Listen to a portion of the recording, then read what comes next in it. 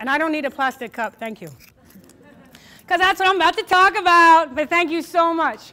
I noticed someone was being aware of my needs and was about to care for them, so thank you very, very much for looking to care for my needs. I feel that gift of generosity and your attention, so thank you.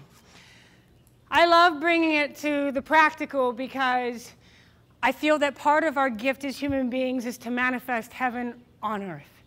That our joyous gift is to look at what does heaven mean to us and then how can we manifest it into reality.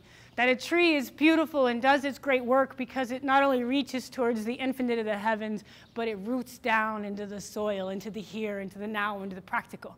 So the visioning stuff, the heaven stuff, that's fun. That's like, woohoo! But then they're like, okay, now it's time to sink the roots down. You know, like even when we're doing the yoga pose, at least for me, with all of my tightness in my hips, they're like, anything that's about stretching up here, I'm like, yay! Anything that's about stretching out here is like, whoa.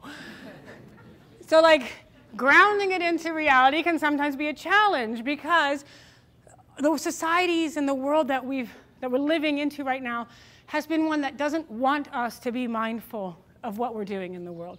It's actually a system that feeds off of our disconnect. And it first feeds off of us being disconnected from ourselves. We can look at all the magazine covers and see tons of proof for that. So can you imagine a magazine that said 101 ways to be perfectly thrilled with who you are, where you are, with what you have? If that was the magazine covers, pretty soon there would be no more magazines because we wouldn't need them anymore. Because we'd be so perfectly thrilled and happy with who we are, with where we are, with what we have, that we wouldn't need anything else anymore. So we're disconnected from ourselves first and foremost because that then gets us disconnected from everything else. Because then it makes us think there is another instead of feeling it as ourself. And this joyous opportunity of manifesting heaven on earth is to look at how every choice we make changes the world, either in a conscious way or an unconscious way. But 100% of the time, it's changing the world. And so I know that if we have a vision of the world we want to live in, it is only alive if we are living it. If we are not living it, it is not alive. We like to have this vision of the world, but it is an invitation for us to be called into integrity for that vision, to actually live our lives as a model for the world we want to live in. And integrity, especially when I start getting to the practical, we're accidentally tuned to start thinking judgment. Either I'm judging you or you're going to start judging yourself, so don't go there. Integrity is not about judgment. Integrity is not about what I call granolier than thou.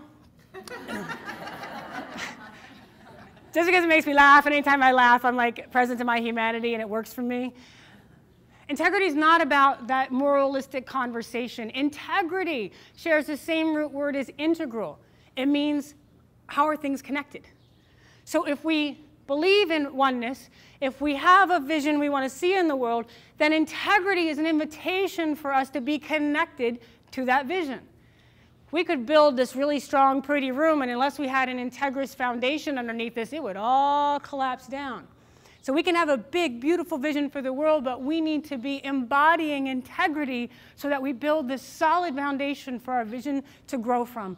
Just like in the yoga practice, right? How often do we hear, check your posture, check your alignment, check your foundation, like over and over and over. As we're doing these poses, it's all about where's the integrity in the pose. It's not about how far you can stretch. It's about the integrity of the pose and union with the breath and with the body. If that's there, then the stretch is possible to go further. And it's possible to make a really positive difference in our bodies, in our minds, in our spirits, in our world. So the same is true for our daily choices, for the everyday actions that we take. Here we go. The proof of how disconnected we've become, a really great example is, we say we're going to throw something away. Where's away? Where's away? We've actually been tricked into believing there's something called away. Whoa. All right? We got some work to do. Because we make choices that pretend like there's such a thing as a way. And yet the reality is every choice has a thread that's connected before it and after it. If we had to be present to who makes everything that we buy and or throw away, what are their lives like? Where are the resources coming from that make this thing that I'm buying? What's happening to the earth there? And then after I throw it away or even recycle it, what is that thread? Who is being impacted? Where is being impacted from this choice every moment of every day? If we had to walk the impact of every choice that we made every day, I think our actions would begin to shift. Because love would call us to make a different choice. And this, again, is where it's not out of judgment. It's about asking ourselves, what would love choose in this moment? I do not feel that love would choose for us to throw away our earth and to throw away people. In America, we can consume approximately 14 generations worth of the earth's resources in one single generation. 14 generations worth. In one generation. We are literally stealing from future generations, and then unfortunately, a lot of that we're throwing away. So if we have this vision for a beautiful world, and it's a big, beautiful vision, we might want to look at how we're throwing away that vision every single day. I don't use plastic cups, paper cups, plastic to-go containers, plastic bags, paper towels, paper napkins, paper bags, plastic utensils, any of those things. I use my little water bottle. I'm just showing you so you have ideas for yourself, not so you go, oh good, look at Julia. Here's my container that goes with me everywhere I go. Here's my napkin that goes with me everywhere I go.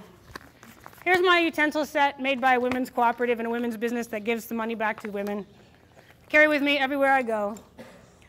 Here's my bag, various bags, backpacks that I take with me everywhere I go. Is it simple? No.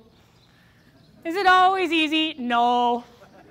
Especially when we're interacting with the programming of our reality in our world. You know, like sometimes I'm on the road a lot and I'll go to get some tea and I'll be like, can you put this tea in my mug? And then I have to explain to them before they make anything, and can you not make it in a paper cup first and then put it in my mug? Because the amount of times that happens, I'm like, oh! So I have to like be thinking 5 steps ahead, and then sometimes you still tell them and then they kind of freak out. They're like, well, how do I know how much to put in there? You know? You can see like this smoke curling out of the ears, right? It's like, warning, programming altered, programming altered, programming altered. And I'm like, just guess, charge me for a grande, it'll be okay.